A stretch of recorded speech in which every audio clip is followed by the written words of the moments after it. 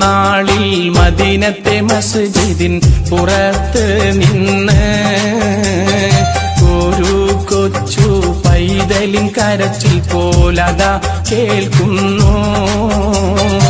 അത് കേട്ട സ്വഹാബത്തോരടങ്കലും വെളിയിൽ ചെന്നേ അതിശയ കഥയൊന്ന് അവിടമിൽ അരങ്ങേറുന്നേ.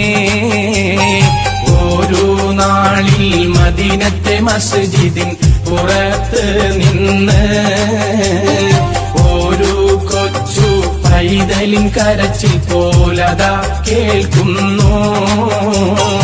അത് കേട്ട സ്വഹാബത്തോരടങ്കലും വെളിയിൽ ചെന്നേ അതിശയ കഥയൊന്ന് അവിടമിൽ അരങ്ങേറുന്നേ.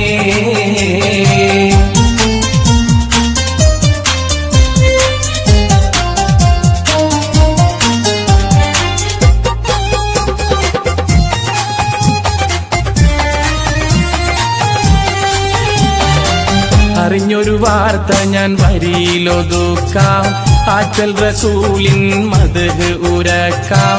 അറിഞ്ഞിടണം ഈ കഥ ഇത് ഹക്കാം.